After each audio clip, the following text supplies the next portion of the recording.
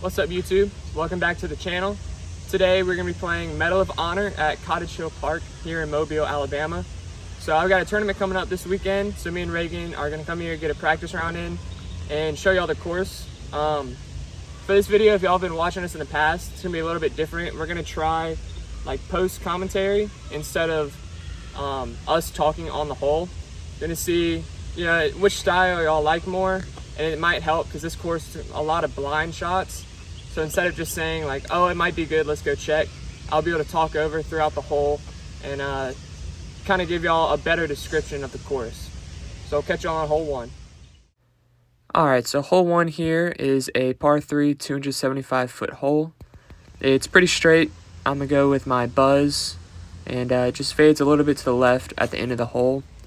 As you can see, I slipped a little on the tee box, and I think it actually helped give my disc a little bit more fade.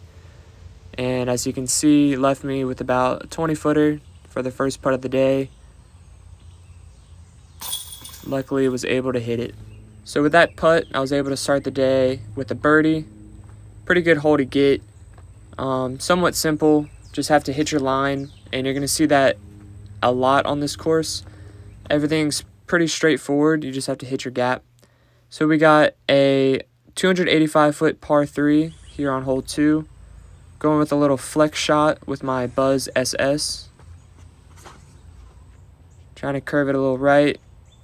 Wasn't coming back out of it as much as I wanted, but I got a good kick there off the tree, leaving me with this 15-foot putt. Able to hit that to go to 2 down for the day. Moving on to hole 3, we had a 232-foot par 3.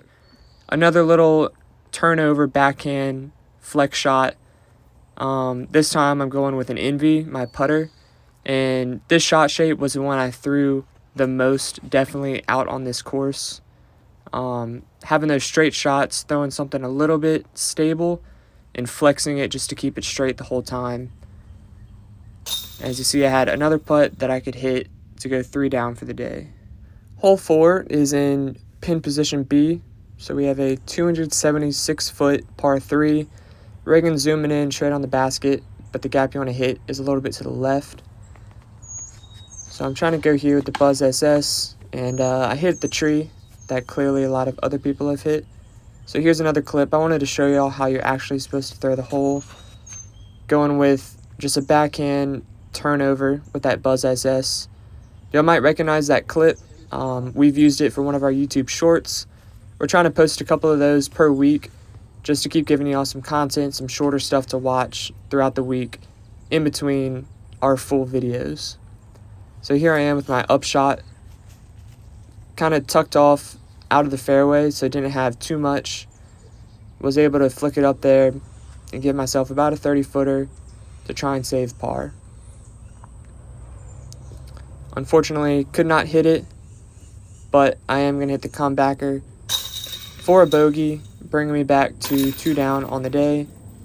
This kind of shows how if you stay on the fairway, the holes are very easy, but once you make one little mistake and find yourself trying to scramble, it becomes a very tough course. Hole 5 is a 393-foot par 3. For me, I was just playing for par on this hole, going with a stable fairway driver, just trying to hit the first gap, and was able to fight through all those trees, giving myself a pretty simple upshot, which I put pretty close to be able to tap in just for my par. Through the tournament, I didn't see anybody that got within birdie range of that hole, so it's a very par 3 / par 4 type hole. That distance through the woods is very difficult. Hole 6 here is a par 3. It is in pin position A, 432 feet. So I'm going to go with my understable fairway driver, and I'm trying to do a flip up, turn over to the right, but I didn't put enough turn on it, so it kind of faded out left early. So leaving myself a scramble with the Buzz here. I was able to get it in a pretty good position, leaving myself 25-foot putt to save the par. John fortunately missed, so just here tapping in my bogey, moving on to hole 7. For hole 7, it's a 250-foot par 3. Pretty straight shot. Just a couple trees that you have to miss. I'm going to be going with my Envy and doing that little flex backhand shot that I talked about on a couple of the previous holes. Pretty simple. I got a good shot on it. Pinned it. Able to tap in for a birdie, which is good after those 2 tough holes. Moving on to hole 8. It's a 243-foot par 3. Another straight shot. This one fades a little bit to the left at the end with just the way that the fairway shapes. Going with the Envy again. I did kind of saw it off on the inside a little bit more than I wanted to. Got a good kick out from something, leaving me with about a 45-foot step putt that chained out. So just tapping in for my par, moving on to hole 9. Tee sign for hole 9 says it's 264 feet, but I range found it and it came out to about like 225. So a lot shorter, which for me, I was able to switch to my Envy, going putter instead of mid-range. Again, just another straight shot. This one, I faded out a little bit left, but there wasn't much danger over there. So I had about a 25-foot putt. Barely snuck in to be able to get a birdie. Good couple birdies in a row going up to hole 10. Hole 10 is in pin position A, so it's a 237-foot par 3. I'm going to be going with my Malta, my overstable mid-range. Trying to do a little flex shot, getting around all these trees around the basket. But I didn't put enough turn on it. For me, it was the wrong disc. So I had a second shot here with the buzz, and now they're going to see that I definitely should have gone with the buzz, as this one flashed the basket pretty close. That looked like it almost went in. But from the Malta spot, a somewhat decent kick, leaving me a chance just to pitch it up, give myself a putt for par. Just moving on to hole 11, 240 feet. This is, if not the shortest, one of the shortest holes on the course. Pretty dead straight. Just a tunnel through these trees, but still a difficult shot, as I showed by missing it a little bit to the right. Just one of those shots that seems pretty simple. It's right in front of you, but you got to be pretty perfect with your line because it's a tunnel the entire way. So I'm here with like probably a 70-footer that I was just trying to lay up, smacked a tree, leaving myself a little farther than I wanted, but I was able to hit it to save the par. Hole 12, 352-foot par 3, one of the more difficult holes on the course. Reagan's able to zoom in and show you the basket barely, but the shot shape that the fairway calls for is a big flex turnover. So I was trying to go with my understable fairway. Once again, did not turn it enough. Ended up in a pretty good spot off the fairway. Got very lucky. On the tournament day, yeah. I did the same thing off the tee and did not get lucky with my scramble area, but I was able to tap in par there. Hole 13, we have a 218-foot shot. This is one of the more straight shots. Again, just throwing my Envy, trying to get it straight, and then just fade a little bit towards the basket at the end. I cut it off a little bit to the right. Didn't think it was a good shot, so I threw a second one here with my Luna, and this one shows how to throw it pretty perfectly. The Envy did get a very good kick somehow and ended up about 25 foot, so I was able to get a birdie after getting a lucky kick, and here I am tapping in the Luna, how the hole is supposed to be played. Hole 14 is in pin position B at 353 feet, another par 3. It's the basket on the right side of the fairway, so going with the understable fairway, and I hit the one tree that I had to miss, but got a very generous kick, just dropped me straight down in the middle of the fairway, leaving myself a chance for an upshot.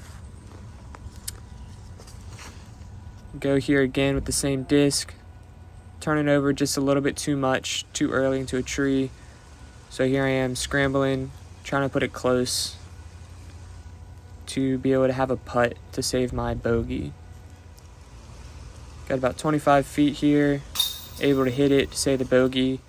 One of the more difficult par 3s. Hole 15 here is our only par 4 on the course. 424 feet. It's a 2-shot hole for sure. This one going with my Buzz. You just have to throw it straight, probably 250 feet. You want it to fade a little bit more left than I did. So I'm a little bit stuck here in the trees. And then trying to go make something happen with my second shot. But I wasn't quite in the right position to attack. So here I am scrambling, trying to put it up close to be able to tap in my par, which luckily I did, saving the par on the hole 4. Hole 16, 250 feet. This is one of the more picturesque holes on the course. Just dead straight with tight foliage on each side, lining up perfect for a tunnel shot. Y'all probably recognize this shot. Use it as another one of our shorts just because it was such a pretty hole, and I threw it pretty perfectly with this envy here. Slid up perfectly. It's about 20 feet. I made this hole look a lot easier than it was. So I got to give credit to the hole, even though I did get a birdie here. Hole 17, we have 220-foot par 3. This one's pretty straight. Is slightly uphill from the tee box. So I'm going with my envy, trying to do another one of those flex backhands. Keep it straight the whole way, but I do turn it over just a little bit too much. There's a lot more open space on the left than the right. Like on my first shot, I faded a little bit too far to the right. Walking up the hole, I see on the left. If I fade it out, it's a lot safer.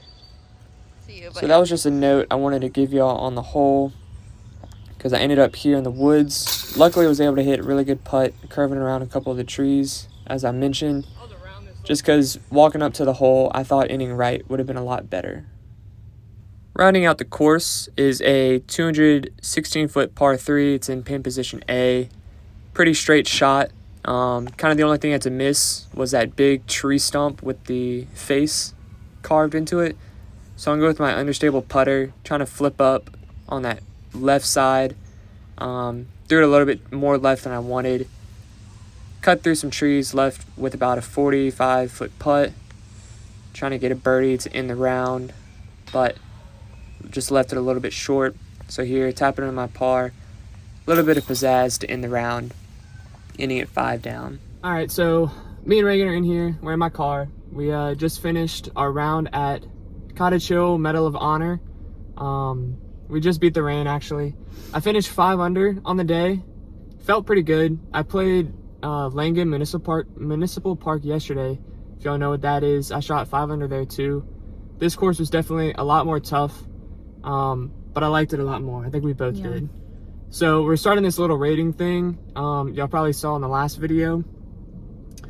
For difficulty for this course, I'm giving it an 8 out of 10 because it was wooded the entire time.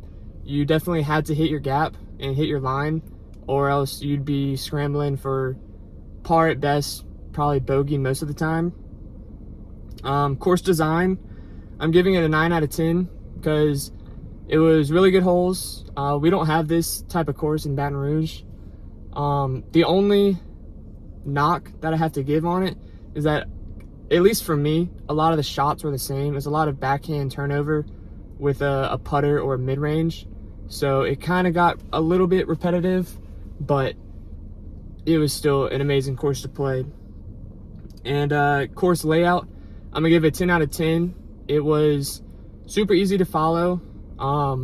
No fairways crossed over each other. You could see a couple other ones, like some people playing, but it kind of felt like you were on your own hole the whole time. Like it was pretty good. And I'm gonna add in equipment as one of the ratings. So that's gonna be tee signs, tee pads, and baskets. So I'm gonna rate that 7 out of 10 because tee signs were really good, had a good picture, showed both pin locations. Baskets, nothing to complain about, none were broken, no chains missing, none of that. And but I am gonna have to give a little bit of a knock for the tee pads. They were concrete with like football turf put over it, and they were all like kind of weird shaped and just short. So y'all probably saw in the video I had to start off the tee pad pretty much every hole and I don't even have that long of a run up. So that's my only knock for it. And for benches, I'd rate it a 9 out of 10. There were pretty much benches on every hole, and they were wooden benches, but they weren't like old and rotted. Like they were sittable. Yeah.